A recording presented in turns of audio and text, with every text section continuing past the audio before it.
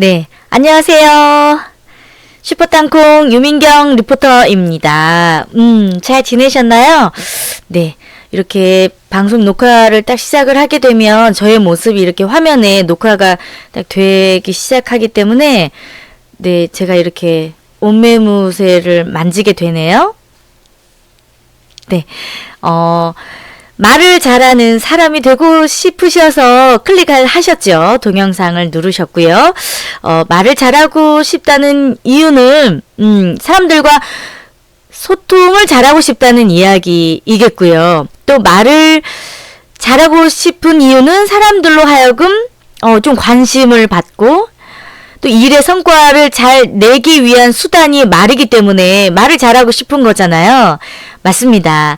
제 영상과 함께 하신다면 말도 잘하고 소통도 잘하고 또 일의 성과도 올리고 능률도 올리고 사람들에게 인기도 얻고 하게 되실 겁니다. 네. 자, 오늘 강의 그러면 좀 시작을 해보도록 하겠습니다. 말을 잘하는 것들은 굉장히 다양한 각도로 보면 그 방법에 있어서는 굉장히 다양할 것 같아요. 뭐 목소리, 표정, 눈빛, 제스처, 뭐 액션, 뭐 이미지 메이킹, 이런 것들도 다 스피치 안에 들어가는 영역이죠. 그런데 가장 중요한 건 말은 사람의 그 마음의 상태, 그 사람이 생각하는 것, 그리고 그 사람의 가치관, 이 생활 태도가 다 입으로 나오는 거거든요. 평소에 불평불만을 좀 많이 하고 말을 좀 딱딱하게 하고 툭툭 내뱉고 이렇게 말을 좀 날카롭게 하는 사람들은 그 삶의 태도나 자기의 삶의 그 모습이 그렇기 때문에 날카롭게 나가는 거거든요. 저희 엄마만 보더라도 평소에는 굉장히 부드러우시고 유머 감각도 굉장히 뛰어나시고 걱정 근심이 없을 때는 네 표정도 너무 밝으신데요. 이제 저희 아빠가 한 번씩 약주를 드시고 한 번씩 힘들게 하시면 그게 한 2, 3일은 그 마음의 상태가 2, 3일은 가는 것 같습니다. 그러니까 이제 마음이 불편하고 마음이 속상하면 그게 이제 말로 나오는 거예요. 평소에 안 했던 것보다 더 많은 잔소리와 함께 굉장히 말 한마디도 굉장히 날카롭고 또 그렇게 되면 저하고 이제 싸우게 되는 일들도 굉장히 많이 있고 그냥 평소에 그냥 했던 말도 굉장히 불쾌하게 받아들이고 그런 경우 있지요. 말은 그 사람의 그냥 감정이라고 생각하시면 돼요. 그 사람이 살아온 생활의 태도, 그 사람이 지금 처해 있는 생활의 여건과 환경에 의해서 이제 그 사람의 말이 이제 나가는 거죠. 그래서 말을 보면 그 사람의 생활이 보이고 말을 하는 걸 들어보면 그 사람이 어떤 생각과 어떤 마음을 가지고 있는지 그냥 한눈에 보이거든요. 저에게 스피치 코칭이나 뭐 여러 가지 좀 도움을 받기 위해서 오는 친구들이 많이 있습니다. 특히 이제 대학교에서 스피치 코칭을 좀 하고 멘토링을 좀 하면 제가 몇 마디만 사실 이제 주고받았음에도 불구하고 그 친구가 어떤 생각과 어떤 마음으로 학교 생활을 하고 있고 이 친구의 과거는 어떠했고 집안의 가정의 환경이나 가정의 분위기는 어떠한지 그 몇 마디 말 속에서 제가 다 파악이 되거든요. 말이 날카롭고 부정적인 말을 많이 하고 좀 남에게 상처를 주는 말을 좀 자주 하는 친구들은 그 사람이 그런 환경에서 살았던 거예요. 그 사람의 마음 상태가 그대로 이렇게 날카롭게 부정적으로 나가는 거죠. 그런데 가정 환경도 정말 너무 화목하고 경제적으로 어려움이 없고 어려움이 없이 자라고 좀 행복하고 좀 사랑을 많이 받고 자란 그런 환경의 아이들은 한마디 말도 굉장히 부드럽고 굉장히 자신감도 있고 목소리의 느낌에서부터 완전히 다르거든요. 네, 그렇습니다. 그렇기 때문에 여러분들이 말을 잘하려면 뭐 목소리를 어떻게 해야 된다, 표정은 어떻게 지어야 된다, 눈빛은 어떻게 해야 된다, 제스처는 이렇게 해야 된다. 이런 정말 이론적인 그야말로 뭐 언어적인 요소나 비언어적인 요소도 너무 중요하겠지만 제가 말을 잘하게 하는 또 그것을 여러분들에게 함께하고 또 공유하고 싶은 가장 큰 핵심은 자기의 마음 상태를 먼저는 부드럽게 말을 하고 긍정적인 말을 하고 좋은 말이 나갈 수밖에 없는 그 마음 상태를 먼저는 만들어 놓고 그 마음 상태를 또 여러분들이 직접 알아야 된다는 거죠. 여러분들이 아무리 말을 잘하는 기술을 여러 가지 배웠다 할지라도 여러분들의 삶의 가치관이나 태도가 바르지 못하면 절대 바른 말을 할 수가 없습니다. 그래서 저의 강의를 듣는 모든 분들에게 저는 얘기하거든요. 여러분 좋은 말 하세요. 긍정적인 마음, 잘 될 거라는 그런 신념, 불평불만하는 그런 마음은 누구를 또 욕하는 마음, 나는 잘 안 될 거야. 난 지금 너무 어려워. 내가 잘할 수 있을까? 아니야, 나는 이게 나는 너무 부족해. 나는 애엄마라서 안 돼. 나는 경력 단절이 되어서 안 돼. 나는 굉장히 성격이 소극적이어서 나는 사람들하고 이야기를 나눌 수가 없어. 나는 뭐 목소리가 별로 좋지 않아. 이런 부정적인 생각이나 이런 마음을 가지고 있다면 그 마음을 이렇게 꺼내어서 여러분 쓰레기통에다가 딱 던지세요. 그런 마음을 가지고서는 절대 말을 잘하는 사람이 될 수 없습니다. 어떤 형태로든 사람들로 하여금 좋은 느낌의 소통을 잘하는 사람, 말을 잘하는 사람이 되기를 원한다면 일단 여러분들의 마음의 상태를 좀 깨끗하게 말을 잘하면 좀 선한 곳에 쓰고 좀 남을 좀 도와주기도 하고 좀 긍정적인 에너지를 좀 내뿜는 어차피 우리 입에서 나오는 말이잖아요. 입에서 나오는 모든 말은 다 에너지거든요. 근데 그 에너지가 좋은 에너지가 있고 나쁜 에너지가 있죠. 옆에서 맨날 불평불만하고 어려운 얘기 막 자기 어려운 얘기 막 하고 누구 막 욕하는 이런 이야기 이렇게 듣고 있으면 막 기를 뺏기는 느낌 경험을 해보셨는지 모르겠어요. 그래서 병원에 계시는 분들의 일이 진짜 힘들다고 하잖아요.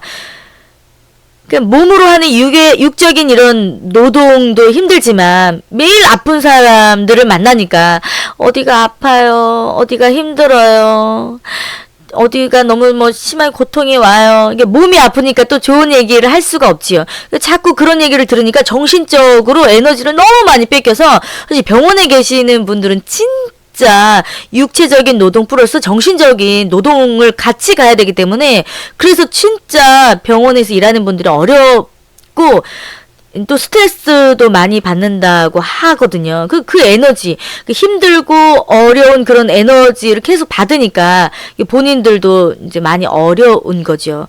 그래서 이제 병원에 봉사를 가시는 분들은 대부분 그 이제 병원에 있는 환우분들에게 즐거운 노래도 불러드리고 레크레이션도 하고 다 같이 이렇게 막 노래 부를 수 있는 굉장히 그 즐거움을 받을 수 있는 그런 봉사들을 많이 가시잖아요. 왜냐면 이제 너무 지쳐있고 뭐 고통과 아픔의 그런 에너지들이 너무 많이 이제 그 안에 있기 때문에 그것을 좀 새롭게 좀 긍정적이고 즐거움의 에너지로 바꿀 수 있는 시간들이 정말 필요하기 때문에 그렇습니다. 이제 그렇게 좀 좋은 시간을 좀 갖고 나서는 조금 더 이제 좋아지는 거죠. 활력이 넘치는 거죠. 여러분들의 이런 마음의 상태나 이런 생각과 마음의 상태를 여러분 자꾸 긍정적이고 바르고 좀 인격적이고 선한 이런 것들을 여러분들 만들어야 결국 그 모든 것들이 여러분들이 말을 잘할 수 있는 에너지가 되는 거니까. 네. 그렇게 좀 긍정적인 에너지를 네, 많이 가지셨으면 좋겠습니다.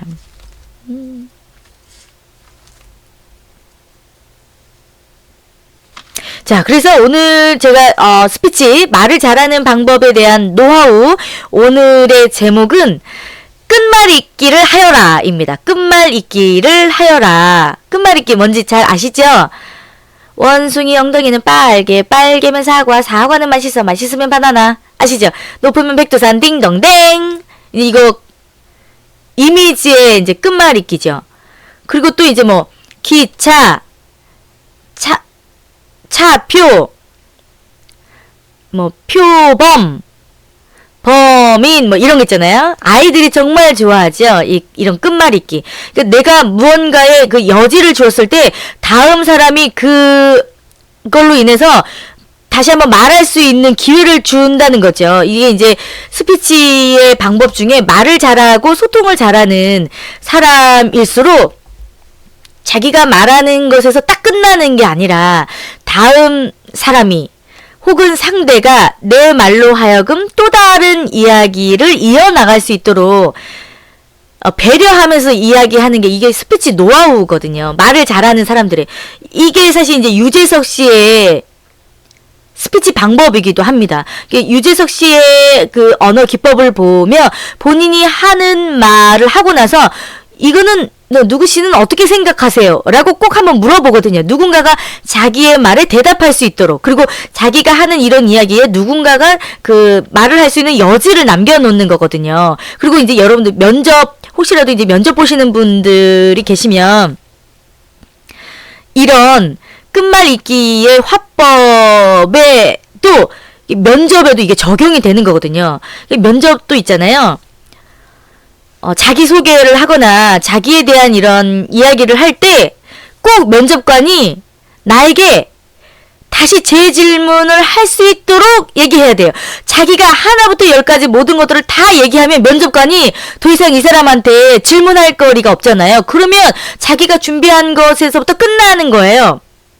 그런데 진짜 완벽하게 면접을 잘 보는 사람은 내가 뭔가 나에 대한 소개를 하고 나의 포부에 대해서 이야기를 발표를 했을 때 그 이야기를 듣고 면접관이 그건 뭐지? 저 사람이 얘기한 것 중에 그게 굉장히 궁금한데? 라고 생각을 해서 다시 재질문을 할 수 있도록 유도하는 그 면접이 그 100점짜리 면접이거든요. 평범하게 하는 면접, 네, 그냥 아웃입니다. 평범한 자기소개에서도 아웃입니다. 평범하게 이야기하는 것도 아웃입니다. 누구나 평범하게는 이야기할 수 있지요. 그렇지만 말을 잘 못해도 면접은 괜찮아요. 꼭 완벽하게 말을 잘할 필요가 사실 없습니다. 면접은 특히나. 그 면접 코칭을 받으러 오시는 이제 분들 중에 말을 정말 잘함에도 불구하고 떨어지는 분들이 있고요. 말을 막 더듬더듬하고 막 발음도 별로 좋지 않고 막 굉장히 막 긴장하면서 얘기하는 이런 사람들이 오히려 이렇게 합격하는 경우들이 많이 있거든요. 이왕이면 사실 말을 잘하는 건 너무 좋겠지만 그 안에 진정성을 담아서 진짜로 나의 이야기를 하는 게 중요한 거지, 내가 준비한 원고를 잘 외워가지고 그걸 하나부터 열까지 정말 틀리지 않고 얘기를 잘한다고 해서 말을 잘하는 게 아니거든요. 자기의 이야기를 했을 때 완벽하게 자기 이야기를 다 하려고 하지 말고 내가 이런 이야기를 했을 때 상대방이 호기심을 느껴서 그거에 대해서 나에게 질문을 할 수 있도록 유도하는 그런 대화와 그런 면접이 굉장히 좋은 점수를 얻을 수가 있습니다. 제가 이제 얼마 전에 그 31살의 그 남자분이 그 삼성에 이제 최종 면접만 이제 두고 있었는데 지방이다 보니까 따로 이렇게 스피치나 이런 면접 코칭을 받을 데가 없어서 이제 제 남편을 통해서 좀 도와줬으면 좋겠다라고 해서 제가 이제 만나드렸거든요. 그래서 만나서 이제 코칭을 하다 보니까 이분이 너무 부족한 게 너무 많은 거예요. 그래서 한 번으로는 안 될 것 같습니다. 네, 제가 시간을 내어드릴 테니까 제가 코칭을 좀 해드리고 자기소개서도 좀 이렇게 좀 봐드리고 자기를 어떻게 면접할 때 이렇게 해야 되는지 이제 코칭을 했는데 이분이 합격하셨잖아요. 예.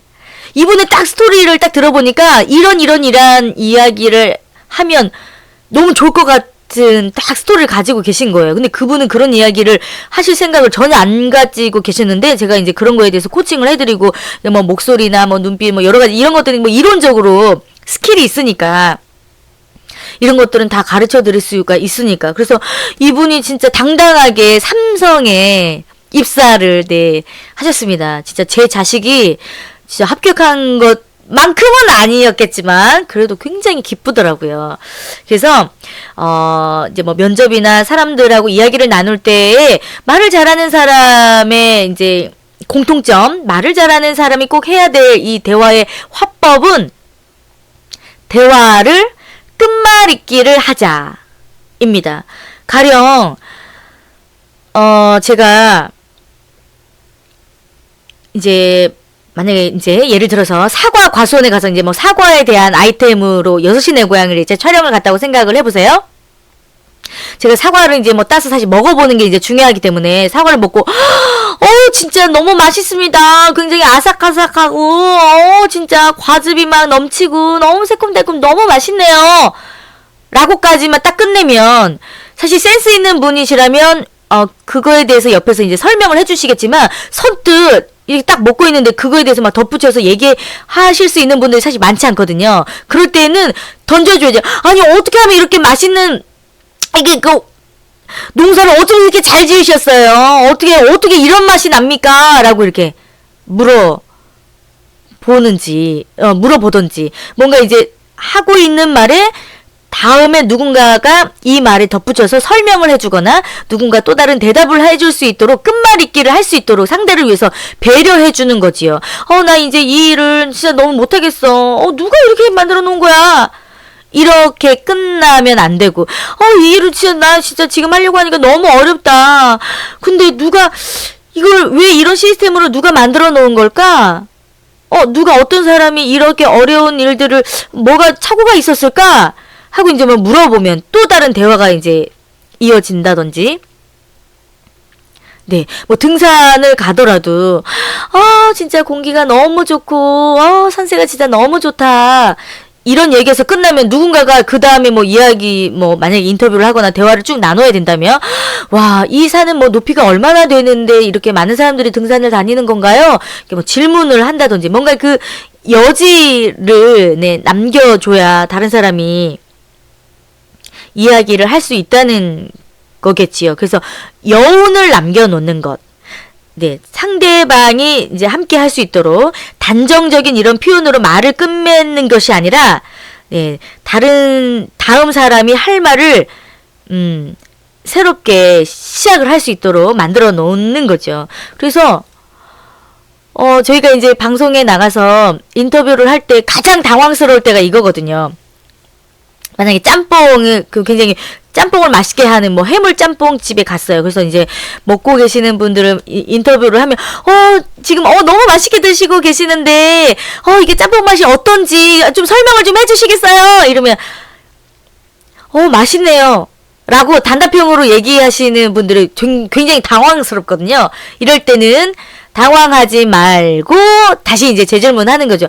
진짜 정말 정말 맛있네요. 라고만 이렇게 대답을 진짜 아니 먹는 거를 보니까 진짜 맛있어 보여요. 이게 근데 맵지는 않은가요? 라고 이렇게 얘기하면 좀 더 구체적으로 맵지는 않은지 또 뭐 먹으면 적당한지 이런 거를 상대가 이야기해 줄 수 있게 자꾸 만들어야 된다는 거죠. 자꾸 말이 끊기지 않게 대화를 나눌 수 있도록 만들어줘야 된다는 거죠. 이게 하다못해 방송에서 인터뷰를 할 때에도 이제 이렇지만, 우리가, 예전에 개그 콘서트에서 대화가 필요해 코너가 있었잖아요. 그래서 이제 대화를 자꾸 이제 나눠야 되는데 할 말이 없으니까, 한마디 딱 하고, 그냥 딱 이제 다시 조용해지는, 네, 그런 상황. 뭔가 질문을 던졌는데 누군가 단답형으로 얘기를 해서 더 이상 할 말이 없는 이런 상황. 그런 어색한 상황들 많이 펼쳐지잖아요. 특히 이렇게 조금 친하지 않은 이제 사람하고 좀 이야기를 나누게 된다든지 뭔가 계속해서 이야기를 좀 주고받고 싶은데 내가 한번 이제 던지면 단답형으로 얘기를 한다든지 또한 나도 뭔가에 대해서 단답형으로 얘기를 해서 좀 끊어지게 한다든지 이렇게 하면 그 사람하고 계속 좋은 이야기를 할 수가 없고 대화가 계속해서 대화가 뚝뚝 끊기는 거죠. 네. 이럴 때는 여러분들이 상대가 내가 하는 말에서만 딱 끝나는 게 아니라 내 말로 하여금 상대가 무슨 말을 할 수 있도록 유도해 줄 수 있는 끝말잇기를 해줄 수 있도록 상대에게 그 여지를 남겨주는 거죠.